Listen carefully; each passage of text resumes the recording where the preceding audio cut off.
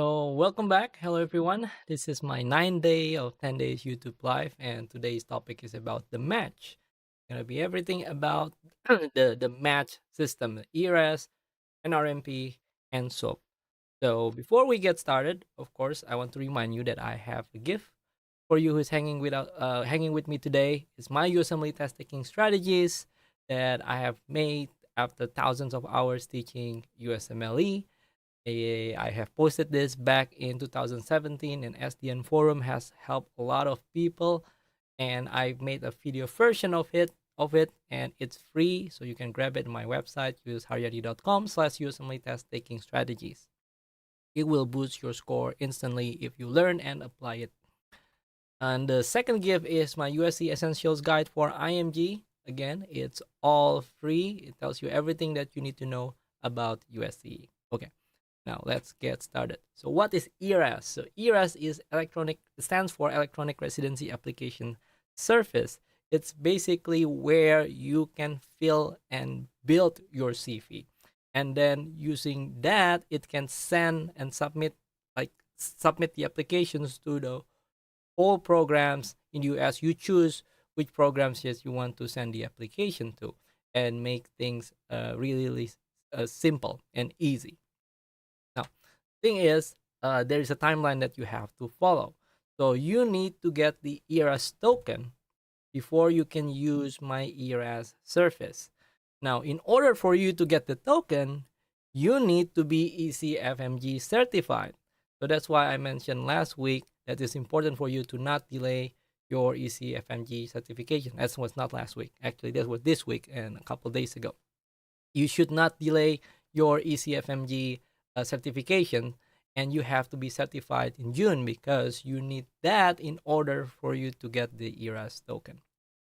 Now you are going to get the token. Now this is the tricky part here. It's a little bit annoying, but that's just how the US works. You need to get the ERAS token from the ECFMG. But once you get the ERAS token, you're gonna go to the website called the AMC in order for you to use the MyERAS service. All right. So MyERAS is the name of the applications where you build your CV. All right. Now this is gonna be the timeline. So in June, that's where the ERAS tokens become available and you can purchase it.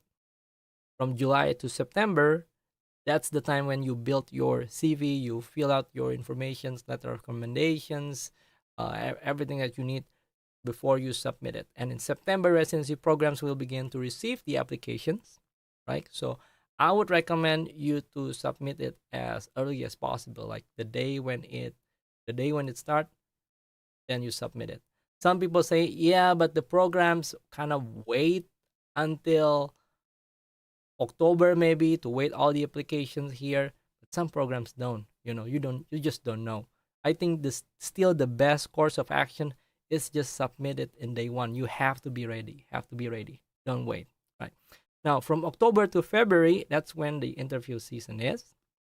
And before I almost forgot to mention here. In September, you also register to NRMP. Now, I'll explain the NRMP later, but the NRMP is where you rank the order list. And in February, that's the deadline where you can rank your programs by your preference. And in March, they will announce the match results. And post-match, I'm going to move myself up here. Okay, so post-match, the SOAP will happen if you don't match, which I will explain it in a second.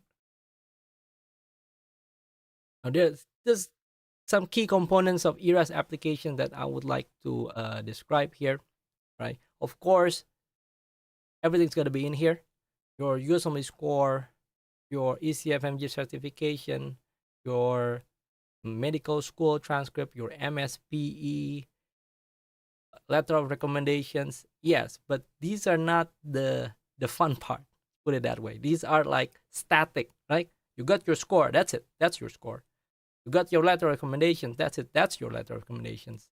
And some people get the MSPE the way it is, especially for IMG, and that's about it. You don't really modify it the way you want it. That's not the place where you have control over, pretty much. I mean, you had control over, but it's over now. Now it's there, and you can't change it. But these are the part that you can make some change the way you describe it, right? So your work, your education training, your volunteer experience, research experience, other extracurricular activity, your teaching experience, your professional organization experience, or like leadership experience. Okay. And this is new. When I did my ERAS application, I can list as many as I want. But since I think 2024, if not 2023, it's only up to 10. Basically, from now on, it's only up to 10. And you're going to list 3 experience that is most impactful for you. Another thing that's also new is the geographical preferences, and you can select up to 3 areas. The next slide, I'll show you what it looks like. And then the publications, like your research publications, oral presentations, if you have done it before. And this oral presentation is not presentation when you do in front of residents. It has to be some event that's bigger than that, right? So it's not fair if I did it in my friend's house, some presentation, yay, that doesn't count. Abstract, articles, posters, presentation, again, in some form of event, that counts here. So these are the things that you kind of have some control over it. Now, these are the geographical preferences. You select up to 3 areas that you're interested to go to. When you click the area, let's say New England, all right, then the programs in New England will get signal that you click New England area. But the other areas that you don't click, they don't get anything. They don't know which areas that you actually click, So, for example, the New England get notified, but it doesn't mean that it knows, the programs knows which other areas you click, right? So they only know if you chose that area. Now, these are some common mistakes to avoid, right? Research experience versus publications. So research experience is the way you describe what you learn during the research, your experience doing research. But you don't really list the publications there. There is a place to do that, and that is publications. So if you have, now publications also is not limited to, it makes sense, like it does, well, kind of, but it doesn't have limitations like the experience part where there are 10 and then 3 most impactful. They don't ask, what is your 3 most impactful publications? They don't really ask that. So, yeah. Another thing is description of experience and description of an impact. So remember, there are 10 experience, and you describe this experience, what you've done, usually what you're doing, what you did, and what you learn, and the results that give you, like the effect of what you did. But the description of impact, because they ask you 3 most impactful experience for you, you describe why it's very impactful, why it's significant for you. So don't repeat the way you described in the experience section and the impact section. So some people make mistakes in doing that, right? Now, this is one of the big topic here. Should you waive your letter of recommendations? I guess some people say no, don't waive it, because then you kind of manipulate. You really choose the people that actually say good things about you, and it becomes less credible. And it would better to not waive it. But some people say you should waive it because you never know what these doctors say in the letter of recommendations. It might hurt your chances if you waive it. My answer to these questions, I would say in general, yes, it's true. The safest way, if you go through an advisors and you pay them a lot of money to be your advisors, most likely they're gonna say, just don't waive it. Okay, that means that you're able to see the letter of recommendation, what the doctors say about you, because it's safer that way. Like if you go to a lawyer, for example, then they will not give you a loophole, right? Like they're gonna give you a loophole, so they will be as safe as possible, and they're gonna say, yeah, just make sure you just don't waive it. Don't waive it. I waive both of my letter of recommendations. Why? Because I trust the doctors that gave me the letter of recommendations. I know they're gonna say good words for me. So my answer to this is, if you have a really good relationship with the one that gives you the letter of recommendations, that you have great confidence that they're gonna say great things about you, then I would say waive it. Just waive it. All right. But if you don't have real confidence, maybe you're just doing rotation for a month and you don't really know, maybe you just meet for like 3, 4 days or a week and you don't have a clear confidence, then don't waive it. Take a look at the letter recommendation and don't take any risk. That will be my answer for that. All right. Now, this might be the most important slides out of all these because the other part of the slides, you can kind of learn it anywhere in the information section in the ERAS, ECFMG, etc. But this one is the goal, right? There are 3 fundamental principles of filling ERAS application. I basically concise it into these main 3. The thing is, there's no way I can go over like specifically, okay, this is exactly what you have to say in the experience sections. There's no way. It has to be one by one advising sessions, right? But everybody who actually give you the advice eventually will come down to some form of principles that they use to give an advice to an applicant how they feel the experience section. And this is it. First one is accuracy. This one is kind of obvious. Okay. So you have to be accurate whether the publication is published or not published or during review or what is submitted. You have to make sure it's accurate. All the information, the dates, everything has to be accurate. Especially, I would say, maybe the most important thing to be accurate would be your email address. Because if your email address is off, your phone number is not accurate, email address is the main way to communicate, then you screw yourself up very, very badly. They will not be able to contact you. So all the information has to be accurate. So that one is quite obvious.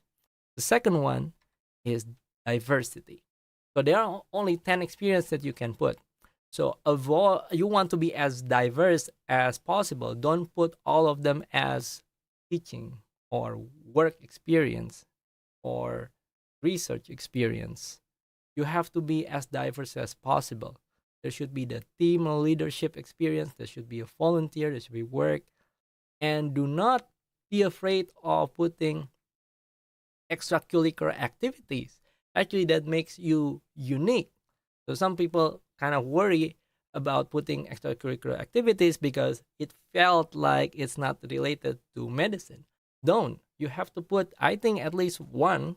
I don't think it's, well, at least one extracurricular activity that you want to put because it makes you like a very diverse applicant. Diversity is important here. Like I have experience, my extracurricular activities is actually I won a 3rd place at Tekken Tech Tournament to Electronic Sport World Championship in Paris back in 2012. I've been playing Tekken since I was, I don't know, 7, 8, and I've competed many times nationally. And then when I went for international tournament against all the other countries, I got 3rd place. So initially I was like, well, that's an accomplishment, but doesn't feel like related to medicine. I was reluctant to put that in my CV, but I talked to my advisors. I didn't pay for my advisor. He was my senior. He was kind enough to give me some time to go through my ERAS applications and give me recommendations and advice. And he said, you should put it in. You should put it in. And in fact, it's true. Like almost all the interview I got, they were asking about, can you explain about this? Because they got very interested about what I did. And actually, you can really make it relevant because the fact that if whatever tennis or whatever sports you play, it's a competitive sports. My game was a very competitive sports. Required hard focus and a lot of training and tenacity and resilience. It showed my sportsmanship, how I really a hardworking person, and I really never give up until to the point that I get to my goal. So you can always relate it to your values, personality. It shows how diverse you are as an applicant. It would look really good on you. Don't be afraid to put on other extracurricular activities. Be as diverse applicants as possible. That's what I would say. Right. Now, the third one, the last one, would be the most important thing, I think. The most important thing is something that you really, really want to keep in mind when you fill out the ERAS applications. Wait for it. Read right. Okay. The third one is tangible result. There you go. Tangible result. So if you do some form of an experience, let's say you did US clinical experience. You did rotations maybe 1 month in Drexel University, another month in University of Pennsylvania, another month in Harvard. But you don't have letter recommendations from those places. That could be a red flag. You see? So if you do something, there has to be some fruit or result of that. And that's what you want to describe on the experience. There has to be a tangible result. So for example, I tutor USMLE, and I'm gonna, if you want to put a result, the way you put in the experience should be how many students I taught, how many hours I put, and how many students are successfully improve their score and match into the residency. You see? So that would be a tangible result. There is some fruit of your work. If you describe research experience and you say, oh, I have done this, months of experience, there has to be a publications there. If there is no publications, there is no tangible result that you did based on your experience. That could be a red flag. Now, the way you the way you describe your experience, there has to be some very specific objective numbers in there. So if you volunteer in an area, how many of the populations, how many people you serve, how many hours you put on your rotations, and the results. See? The more focus on the results, the more tangible results, that's what they're actually looking for. And if you don't have a clear result of what you did, that could be a red flag. I mean, it makes sense, right? If you have so many months experience, you got no real publications. That's like, that's a big question mark. So you really want to avoid that. Every time you describe an experience, focus on the result. My result, other extracurricular activities, would be my third place. I don't say, oh, I have been playing Tekken for 10 years. How many hours of training, but never won a championship. There's no result there.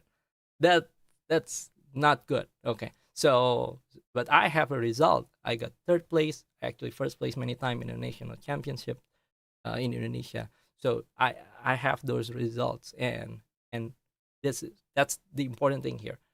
Focus on the result. There has to be some tangible results in your experience. All right. Let's move on the NRMP. So what NRMP is National Residency Matching Program. Now this is different than the ERAS. The NRMP is the website, the website where you go to, and then you have to register there, and you're gonna use that to rank the program based on your preferences. The way it works is you have to register to the NRMP website. Go to the nrp.org, and you're gonna start registering in September. Do not forget to rank your order list. The deadline is typically February the next year. So for this year is 2024 when I make this video. If you register, then you'll be registering in September 2024, and then your deadline will be February 2025. If you don't rank your orders, you forgot that, then you will not be in the match algorithm. You won't be matched. So be careful with that. Now, pre-match, there is things that called match, but there's things that called pre-match programs. Basically, the pre-match programs are the programs that offer the contract directly to you. And there's going to be a time frame. Usually the program itself gives you the time frame, whether it's 1 week or 2 weeks to accept these offers. If you accept this offer, then you have to drop from the match. Now, there is no real downside of actually going to a pre-match program. The thing is, for sure that, you got a spot. What else you want? You match before the match. You got a place for you to do your residency. You will become a doctor in the US. When I did my residency match process, I did get offered pre-match program. I got both of them. There are 2 pre-match programs that I applied to. I got offer from both of them, and I dropped both of them. The reason is, actually, I almost accept them. But I dropped them because I want to match in St. Francis Hospital, Evanston. That's actually the reason. And I felt that if I don't go for the match, because it felt I'm just competitive. I just want to try to compete and then get my spot. So if I don't go for the match, I will never know if I'm actually that good enough. So that's why I decided to go for the match. And if I fail, then I'll probably go the pre-match next year. But I match in St. Francis, which is my number one choice. So I'm very happy with that. But there is no real downside whether it's a pre-match or match. I would say there's really none. I'm just trying to prove myself in my case. But yeah, you can go for a pre-match. There shouldn't be any problem for you. All right. ERAS and NRMP. I'm gonna give you some summary. Basically, ERAS is the application that where you're gonna make your CV and submit the application for the programs. Remember, each program that you apply to, you have a fee. I think if you go 100 programs, it's about $20 each, so $2,000 if you go for 100 programs. The price change every year. Now, the NRMP is the website where you rank the programs, right? So ERAS for the application and CV, NRMP for the rank order list. Now, I want to try to explain to you the match algorithm. By understanding this, it actually gives you some impact that I will explain after the slides. So this is how the match algorithm works. It's actually very, very interesting. It gives a lot of advantage to the applicants based on the applicant preferences. All right. So imagine that there are three programs: programs red, program green, and program blue. And each programs only have 2 spots. So only have 2 spots. Okay. Now there are 4 applicants: John, Steve, Max, and Smith. Let's start with John.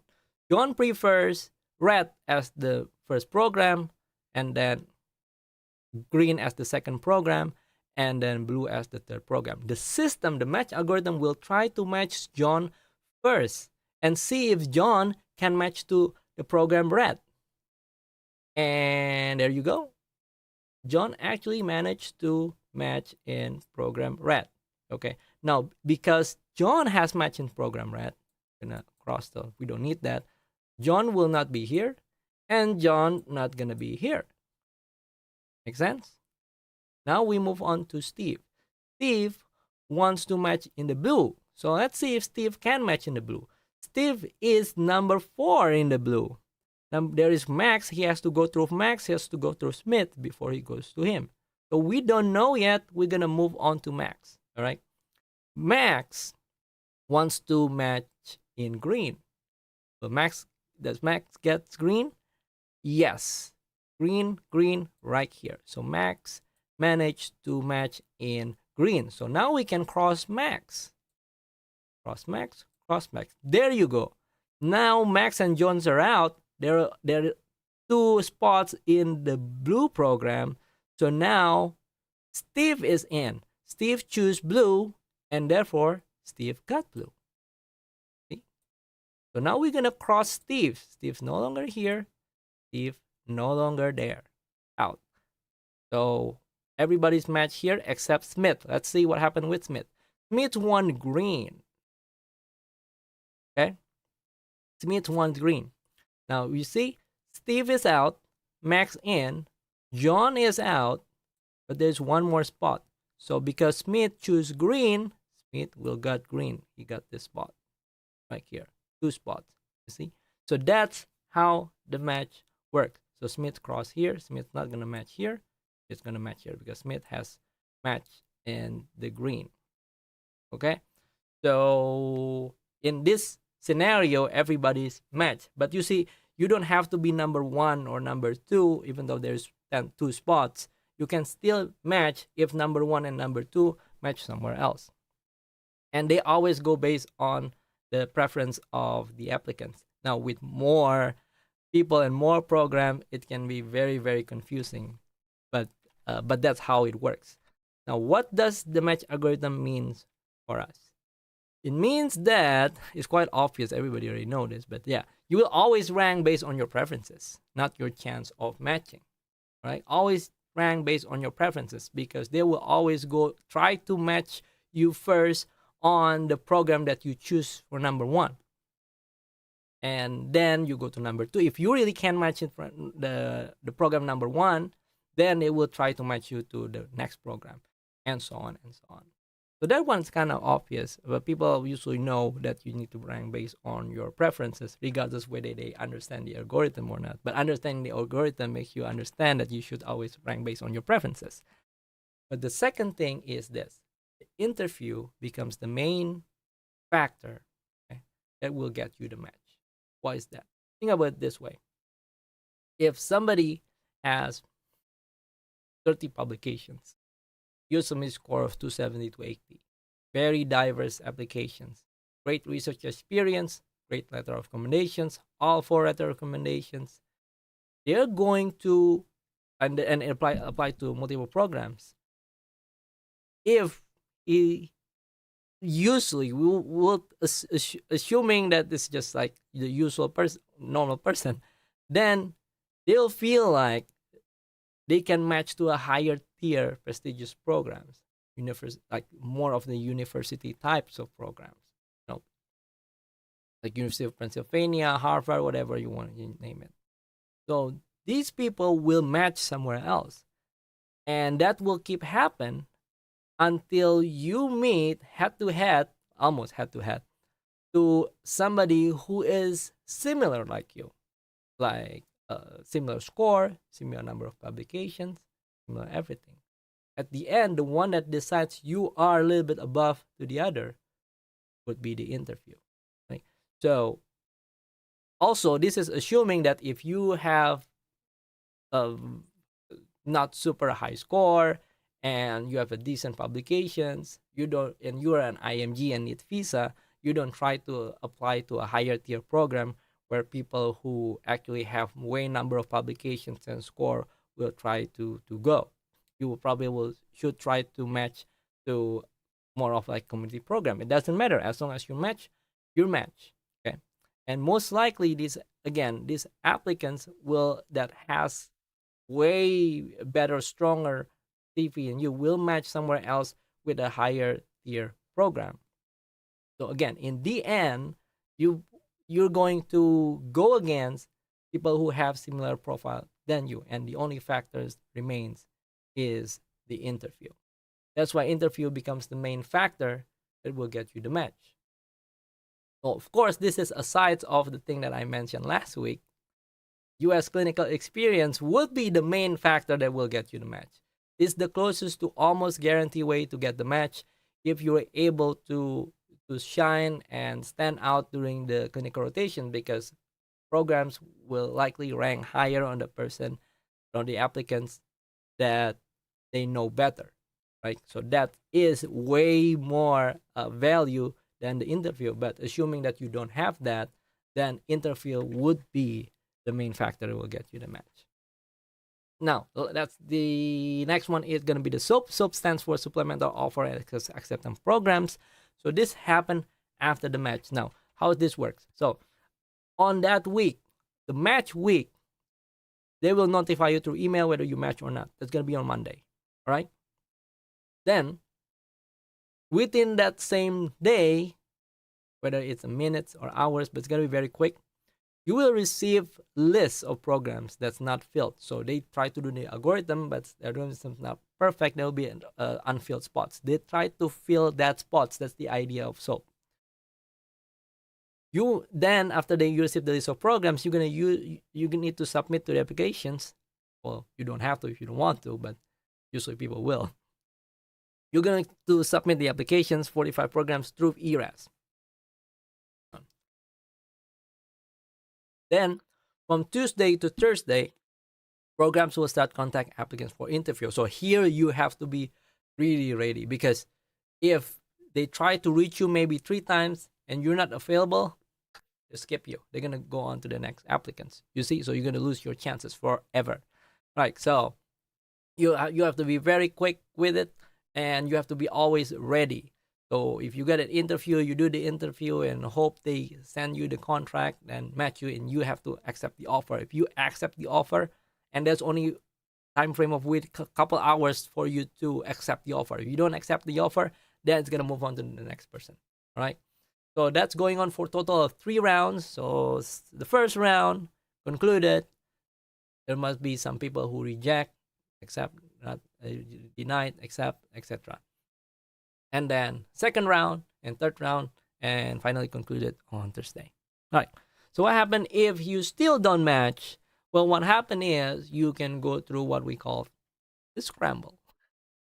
Now, there will still be unfilled positions post stop. Okay. But the thing is, you don't get that list. Wish you have that list, but you don't.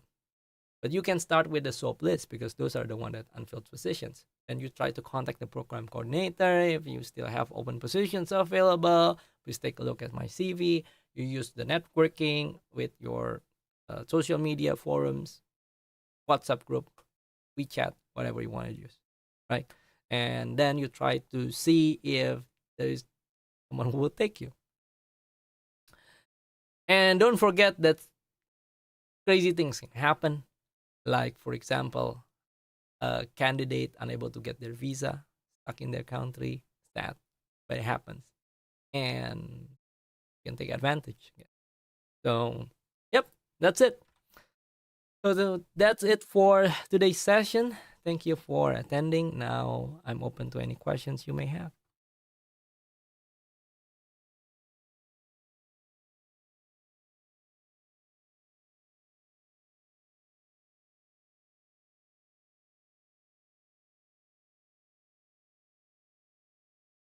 Oh, 7:32, I guess. This must be the most rambling sessions I ever have.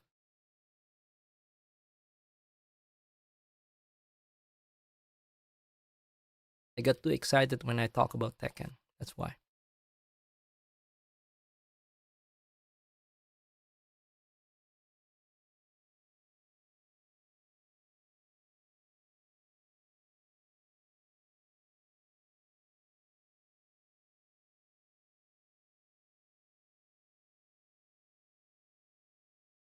All right, great. If you have no questions, I'll end the session here for tonight. And if you have any questions, just put the comment below. I'll make sure I jump in and answer any questions you may have.